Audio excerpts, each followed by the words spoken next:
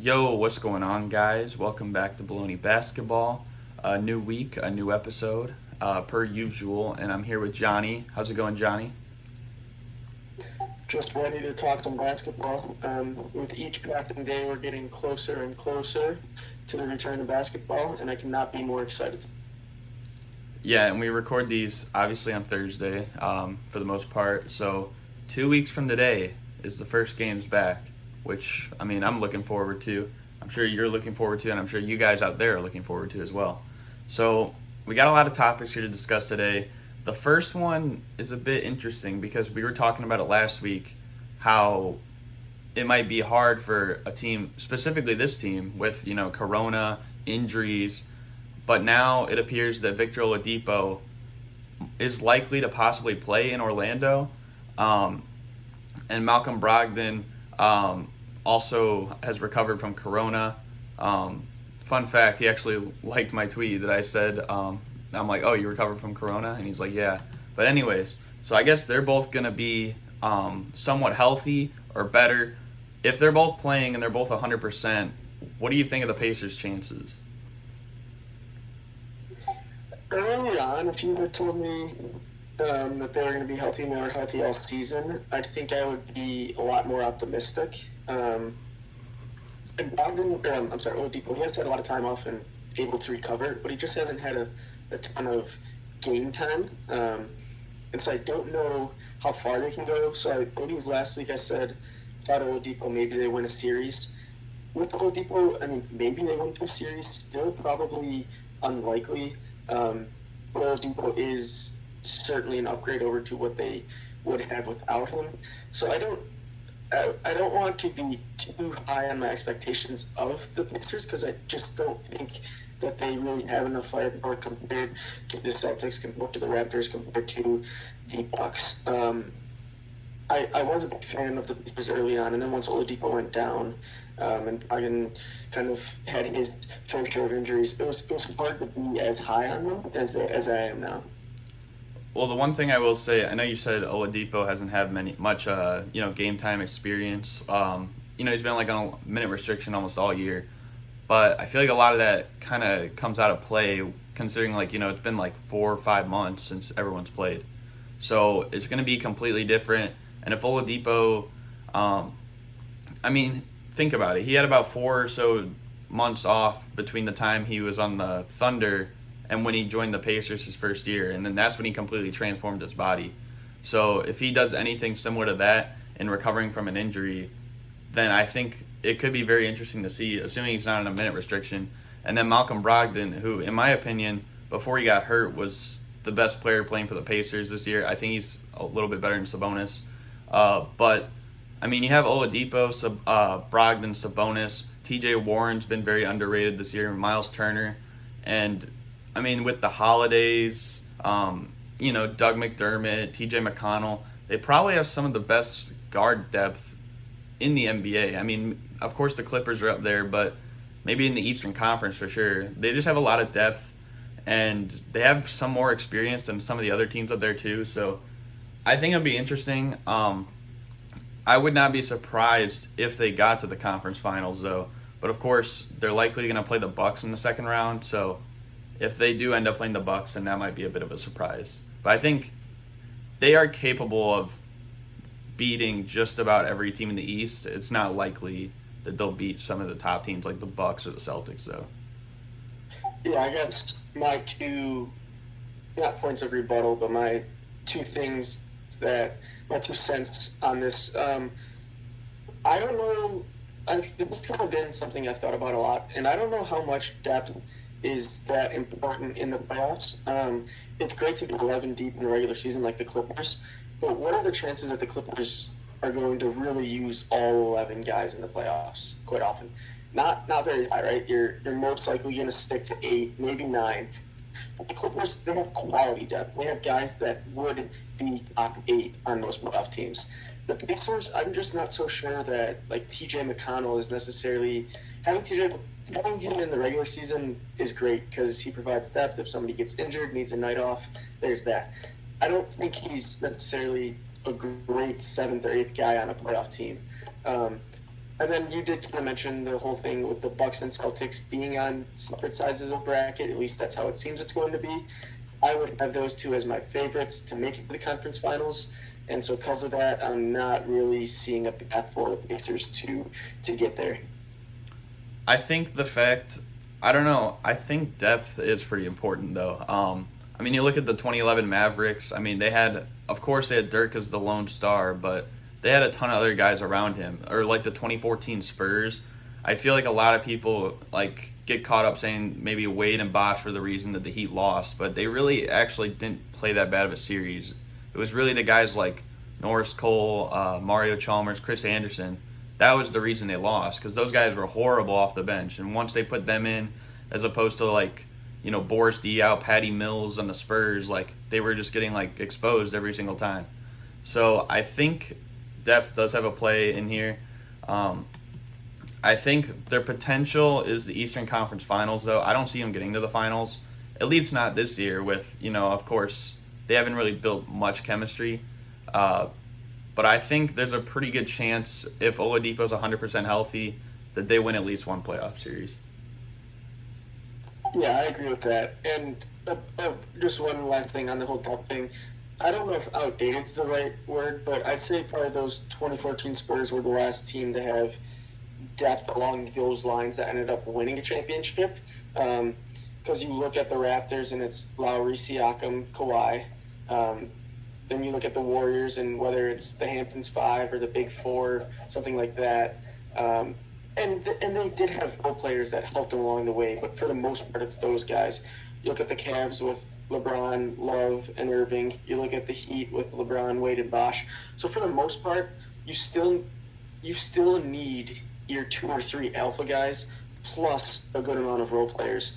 But the main reason that you are winning at the end of the day is because of those alphas. Yeah, I think the Spurs are probably the most recent representation of that. But we're going to go on to the next topic here, and it's about something that we both like, obviously, and that's Derrick Rose. Apparently, he came out saying that he is ready to win a chip. So what do you think this means for D Rose, going forward? His contract expires, I believe, at the end of next year. Do you think that, he'll sign with a contender then, or do you think he'll end up getting traded next year to a contender? What do you think? Yeah, this is a tricky topic, right? Because I don't know. It comes to the point where a player has to decide what he values. Maybe early on in his career, he values money. He's going to take where the money lands him. But if he doesn't win, towards the end of his career, he's going to look to get a ring. And I'm not so sure if that's exactly how Derrick Rose feels at this time. Obviously, injuries pushing away because the Bulls were, I'm not going to say likely to win a championship, but they were for sure contenders. The Pistons aren't contenders, and they're nowhere near close to being contenders. But if Derrick Rose wants to get his money, he can stay in Detroit. I just don't think Detroit is the place for him, and I don't think Detroit necessarily wants to pay him the big bucks. So I would expect him to find his way on at least a playoff team, maybe not one of the top 2 contenders, but just a playoff team to give himself a shot to kind of get to that promised land. Yeah, and I saw some people were saying, like, well, he's with the Pistons, like, what do you expect? He's not going to win. But I think a lot of people kind of, what's the word, misconstrue maybe, what that is, and the fact that, like, I think he's happy with the Pistons, but I don't think that means, he wants to be there. I just don't think he has, like, much of a problem playing for them. He probably doesn't have a problem with the coaching, management, the players around him, on, like, a personal level. But I think, like, other teams, obviously, rumors, potentially the Bucks, the Lakers, the Clippers. I think the Clippers could be more feasible maybe after this year, because I believe, Reggie Jackson, like Montrezl Harrell's a free agent. Like, they're going to have, like, a few free agents that they're going to have to attend to. So it'll be interesting to see what they do. But, yeah, I think he's also mentioned that he'd like to maybe one day come back to the Bulls. And I don't know how exactly true that is, but if he does want to do that, I think these next few years he's going to have to look for trying to get a championship, definitely. Yeah, and he doesn't have a problem playing for the Pistons because he's getting a chance to show the league what he can do. He's getting minutes, he's getting all of that, and if his end goal really is to get to a contender, then maybe there's nothing more than getting some money and kind of showcasing his talent for the rest of the league.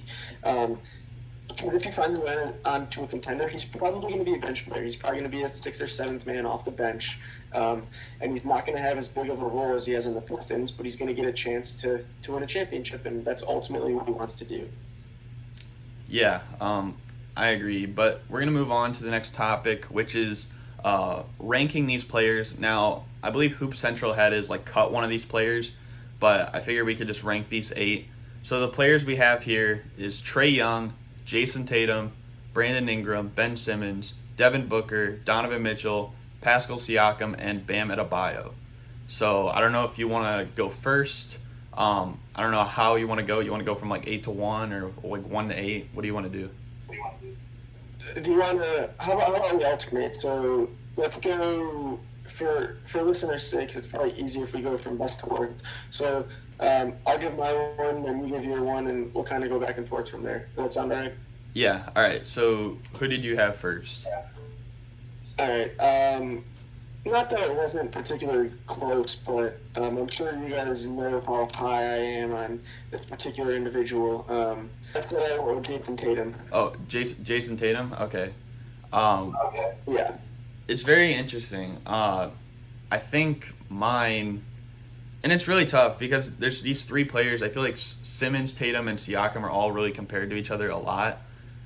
But I probably went with Ben Simmons. I think I haven't made my list out like this. I'm kind of going on it on the fly, but I'm probably going to take Ben Simmons first. I think he's a better defender, a better playmaker for sure. He just doesn't really have a jump shot. And I mean, that's like the only thing holding him back. So I'm going to take Ben Simmons first. Do you have a number 2 in mind, or do you want me to go? Number 2, I'd probably, it's really between Siakam and Tatum, I'd say. I'd probably take Siakam 2, and I guess I might as well just say Tatum 3, but I think I'd take Siakam 2 because he's a little bit better of a defender as well. But what do you got? Okay, so just for you guys, Garrett went Ben Simmons, Pascal Siakam, Jason Tatum for his 1, 2, 3. I go Jason Tatum, Pascal Siakam at 2 as well, and then my third is Donovan Mitchell. That's interesting. See, I was actually thinking I have Donovan Mitchell 4th, but I was really thinking about putting Mitchell even above Tatum, which might seem crazy, but if you look at the year, like this year, Donovan Mitchell was probably having the better season than Tatum for the first 4 or so months. And then it was like the last month of the season where Jason Tatum started taking it to a new level. But, I mean, the Jazz have been good all year. Donovan Mitchell's been pretty good all year. And, I mean, he was pretty much a lock for the all-star spot in the Western Conference, whereas I know Tatum, a lot of people thought he would make it, but some people thought it could be Brown. So, I don't know. That's definitely a tough one. But I got Mitchell 4th. But it very well could be Mitchell 3, Tatum 4 for me. So Ben Simmons is my number 4. So we both had the same 4 guys in the top 4, just different order, that is. So I had Ben Simmons at number 4. The only spot we agreed on thus far is Pascal Siakam at number 2. The lack of jump shots certainly hurts Ben Simmons, as does the lack of continuity on the team. But I still do think that he is a worthy building block for the 76ers to build around. Yeah, it depends, like, I guess how you look at it. But on for number 5, this is really tough. I think I'm probably going to go with Trae Young on this. I think I'm going to go with Trae Young on this one. Okay, so I did consider Trae Young at 5, but at 5 I instead went with Devin Booker. Both guys are in similar spots where they've proven themselves, but their team has yet to prove themselves at all. So there hasn't been any success in the playoffs. But I don't know. I'm a big Devin Booker believer, and I would like to have seen him make the playoffs by now. I just think the West is too much for him to carry the Suns there himself. Yeah, and that's why I got Devin Booker number 6. I just think the fact of, I mean, Trae Young's putting up pretty much insane numbers in his second year. Obviously was an all-star starter. Of course, that doesn't necessarily mean everything with the fans voting. But, I mean, he's just been playing great all year long. Of course, you could say the same thing about Devin Booker, but it's really tough. I just think I got Trae 5, Booker 6. It's definitely a close debate, though. Yeah, basically echoing everything you said about Trae Young. That's the same reason I have him number 6. So we just put back Devin Booker and Trae Young at 5, 6. But it seems for the most part we're all along the same lines here. It's just that we're a spot or two off with each person, it seems. Yeah, and I got Brandon Ingram at number 7. I don't know about you, though. Oh, wow, interesting. I thought for sure we were going to agree at Bam 7, Brandon Ingram 8. I did think at the beginning of the year that Brandon Ingram was the shoe-in for most improved player. And then as the season went on, it became apparent that there were more contenders coming his way. Brogdon, Bam Adebayo. And I do think it is Bam Adebayo that wins it this year. What he's done, basically becoming a 15, 10, and 5 type of guy. Haven't seen much out of his three-point shooting yet, but I think he's still yet to develop that. Can handle the ball for a big guy. I think he's really coming into that modern big guy where he's going to play the 5, going to have a jump shot. I think he is the future of the 5-man in basketball. Well, what I will say is that I think Bam will be the most improved player as well this year, but I think you also got to consider what Ingram had to go off of last year as opposed to what Bam did is a lot different. So it makes more sense that Bam would get the award. As for, I mean, you look at what the Pelicans have been doing this year. Obviously, they haven't had Zion. They've had, like, Lonzo's missed some games too. But Brandon Ingram's still been an all-star, in the Western Conference. And, I mean, Bam Adebayo, of course he was an all-star in the Eastern Conference, but I don't know. I feel like it's really hard for me to give that same credit for those players that have such impact players around them, and the one on the Heat is Jimmy Butler. I think once Jimmy Butler joined the Heat, it kind of elevated Bam's game as well. That's the same thing. I mean, I've been on here before, like saying about Shai Gilgeous-Alexander, how I think maybe he's a little bit overrated because of Chris Paul's value, in my opinion. So, I mean, that's how I look at it. That's why I got Bam 8th. But, yeah, I mean, both of them are, I feel like they're kind of close. I mean, it just depends what you're looking for in each of those players. Yeah, I mean, it's very close. I've kind of used this ranking multiple times, like who I want to build a team around, whether or not somebody can be the best player on a championship team. And I don't see either Bam or BI being that guy. I'm more likely to build around Brandon Ingram just because I like my top guy to be a wing, to be somebody that can kind of be a jack of all trades, be that 2-3, or maybe even stretch 4 type of guy. And that's just not Bam Adebayo. But in terms of ranking, I do see Bam Adebayo as the better player. Yeah. So, I mean, I guess we pretty much hit all that, but we're going to move on here to the next one, which is something horrible. So Nick Wright, sometimes he's called Nick Wrong. I'd probably call him Nick Wrong in this sense, but apparently he said that after this season, if the Lakers win the title, LeBron will have 6 rings. And this, not even just like for a thing towards LeBron's legacy or whatever, but how flawed do you think this is, like looking at anyone? Because you could make the argument like maybe Kobe has 8 or Jordan has 8 if you looked at it like that. How horrible of an argument do you think this is? I think it's laughable. We understand, or I guess if you guys don't know, like LeBron is Nick Wright's go-to guy. Everything he talks about revolves around LeBron being the best of all time. And listen, if you believe LeBron's the best of all time, I'm not gonna like think you're utterly crazy. I think it's Jordan. I think LeBron's number 2, so I think it's at least somewhat close. But to say this just You can't say that. If you win a championship, you get a ring. If you don't, you don't. It's that easy. No championship is worth more than another championship.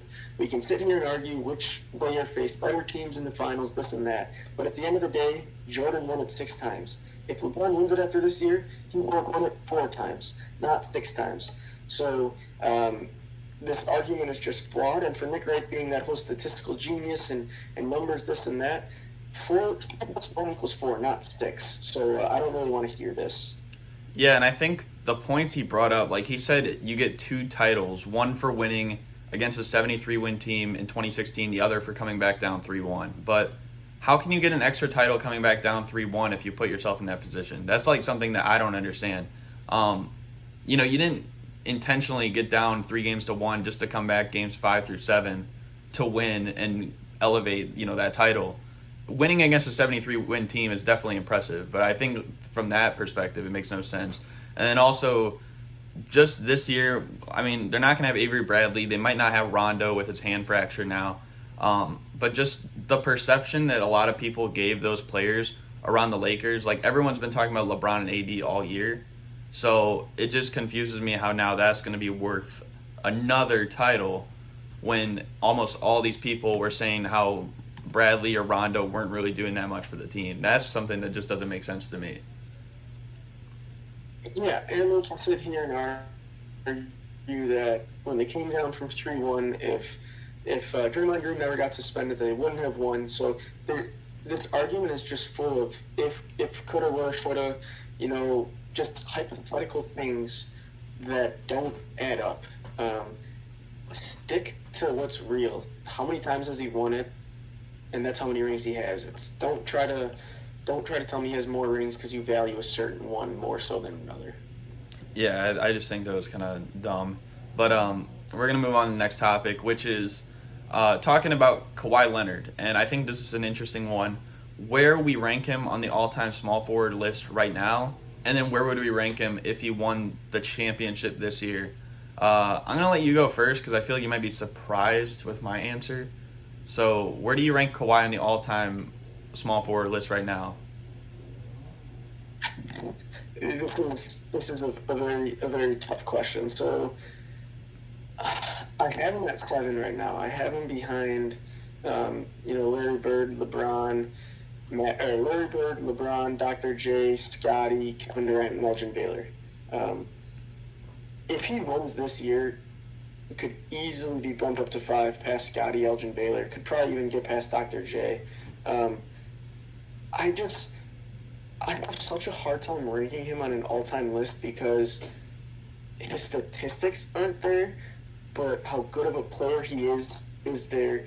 What he has accomplished is there. And so I'm trying to find the right weight and balance between accomplishments and stats, and that's where I've been struggling. Yeah, I think he's probably, of the players that I think would be in the top 10 in the small forward list, I think he's probably the hardest one to rank. Just because he doesn't really have the stats, he doesn't have like the regular season accolades, and he might not ever get it. He might not ever get an MVP if he keeps load managing and stuff like that. But I probably would put him 8th, honestly. I think definitely LeBron, Larry Bird, Kevin Durant, Dr. J. For sure, I would have above him. Now, the rest of it kind of depends what we see as a small forward. I have John Havlicek as a small forward. I think that him winning 8 rings, also being a Finals MVP, and being an All-Star for so long, I have him over Kawhi. Elgin Baylor, like we both said, and then I also have Rick Barry. A lot of people don't realize Rick Barry has the highest scoring average in Finals history. I think he's definitely one of the biggest performers in that stage. And especially weighing in his championship, I mean, he arguably went against a better Bullets team than won the title like 3 years later. And the team that he had around him with I think it was like Butch Beard and Clifford Ray were his next best players. And he pretty much just took over that whole series.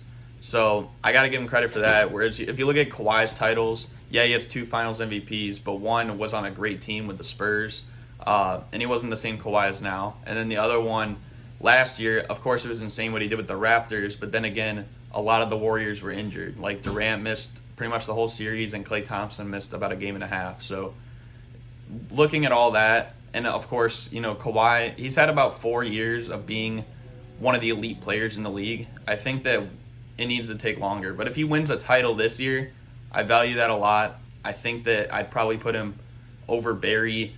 I really don't know. Maybe over Elgin. I don't know. But I think I'd definitely put him over Barry on that list. Based on what I think I heard, do you not have Scottie Pippen ahead of him? I don't, which might be surprising. But the only thing is, for me, is that, obviously Scottie Pippen, yes, he has 6 championships. Yes, he's one of the greatest defenders ever.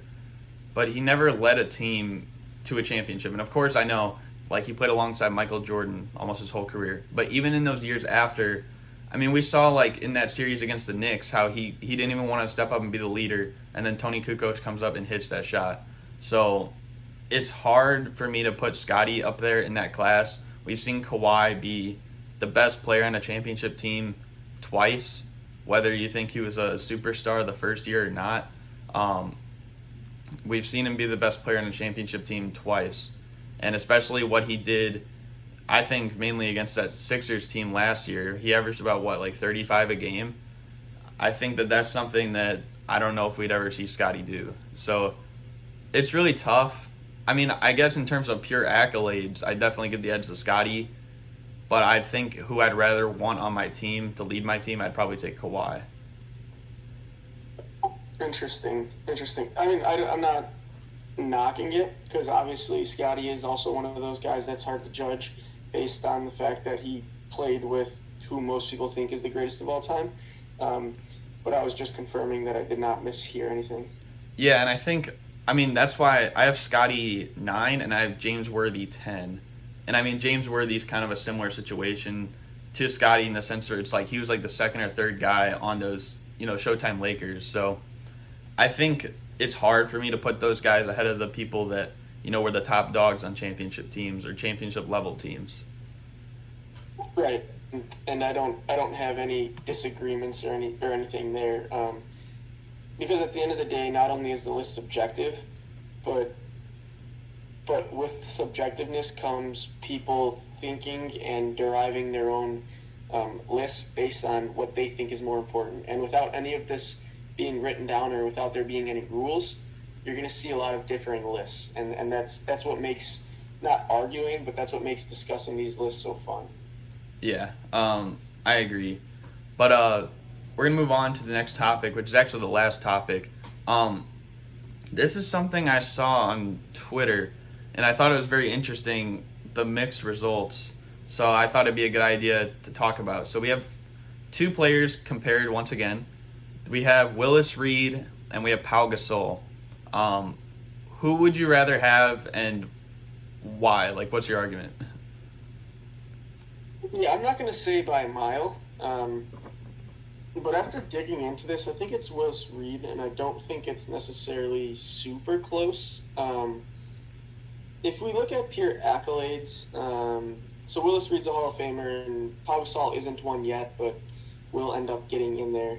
But other things I looked at, so both are 2-time champs, but Willis Reed is a 2-time Finals MVP. All defensive. He was on the all-defensive team. He was on the all-rookie team. He actually won MVP in 69-70. He was Rookie of the Year. In terms of his whole career, he averaged 19 and 13. Go to Pau, and he was on the all-rookie team. Yes, he was Rookie of the Year as well. Pau was a 4-time All-NBA player as opposed to Willis Reed being a 5-time All-NBA player. But Pau just numbers plus accolades don't add up to what Willis Reed was. Pau was a career 17-9 versus I think 19-12 is what I said for Willis Reed. So I think there's that disparity there, and obviously playing with Kobe Bryant may stifle the numbers of Pau Gasol a little, but I still think it's Willis Reed. Yeah, that was my take on this too. I think it's pretty obviously Willis Reed, and that's nothing against Pau Gasol. I think Pau Gasol, just going off the top of my head, probably a top 60 player all time or so. But I think Willis Reed's very slept on. In my opinion, I know a lot of people say Patrick Ewing and Walt Frazier as the best Knicks player, but I think it's Willis Reed. Obviously, their 2 championships came with him being the Finals MVP, like you said. He has the defensive advantage, All-NBA advantage. And in terms of just looking at what they did on their own teams, I mean, Willis Reed came out right away with the Knicks, and they were an elite team. Granted, there were less teams, but they were one of the top teams. I mean, they won 2 titles behind him. Looking at, like, where Pau Gasol was as the main guy on a team, like, we saw it with the Grizzlies. We saw it kind of with the Lakers, like, in those years that Kobe was injured. And they weren't even, like, a playoff team, but, like, once. So I don't think I can really put Pau Gasol in the same sentence as Willis Reed in that argument. I feel like Willis Reed, though, is really slept on. I think he might be top 35 all time. Like, I feel like a lot of people don't really give enough credit to him. He most certainly could be. I think if you kind of have this debate today, you're going to have a lot of Pau Gasol, not only from recency bias, but just from more people seeing Pau Gasol play. I never saw a minute of Willis Reed play live, so I had to do some research. I had to do some homework on him, and when I really dug into it, I'm getting the same results as you. Utterly underrated, better than Pau Gasol by a pretty wide margin, and so I think that's kind of what's skewing the results, is the whole recency bias and people actually seeing Pau Gasol play.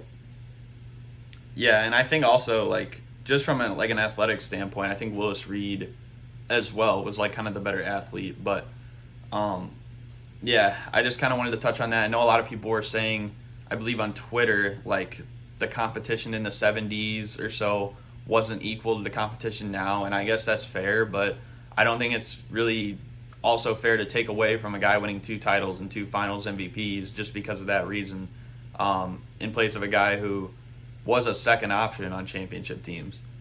So that's kind of just my perspective on that, but that's the last topic for the show as well. I don't know if you have anything you want to add at the end. No, nothing more to add. We've been saying it for quite a bit now. Every coming day, we're getting closer to the NBA being back. We have seen some footage inside the bubble. We've seen the food. We've seen stuff like that. Seems like thus far players are enjoying themselves. But within a couple weeks, it's back to business, back to basketball, and the playoffs are right around the corner. So can't wait to see that, and we'll keep everybody updated. Yeah, and it's going to be interesting to see what teams play like. It's going to be a completely up in the air type of games. So we're not going to know who's going to be the top player or not. But hope you guys enjoyed, and we'll see you in the next one. We're out. Peace. Peace.